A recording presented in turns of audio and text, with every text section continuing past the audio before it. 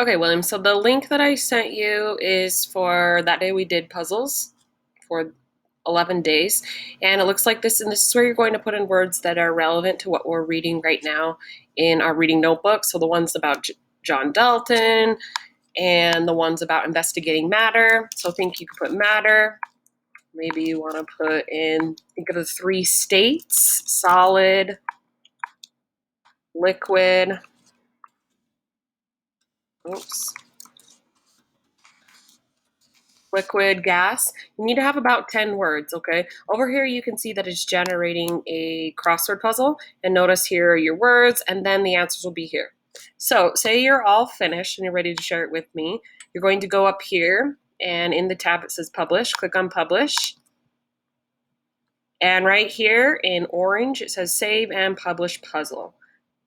You're going to click on that, and you can all see the floppy disk, which means to save. So click on that again. And once it does that, there's a link that you can share with me.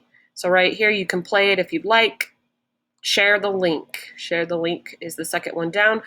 We're not going to put it on Facebook or Twitter, so all you need to do is click on this one, and that's a copy. Notice how it popped up with copied there?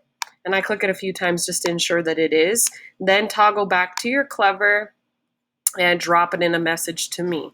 Okay, so I'm going to pass you this link, and good luck. Think of some more of those words that we read about in our reading notebook over this last few weeks with the different texts, okay? Again, if you have messages to send, please send them in Clever. And tomorrow I'm going to show you how to send a message using your email. Because what you're doing is you're sending it to everybody in our group, which is quite a bit of people. It's every student and all the teachers that are in our Teams group. Anywho, we'll talk about that tomorrow. In the meantime, please just send messages with Clever, okay? Let me know if you have questions. I'll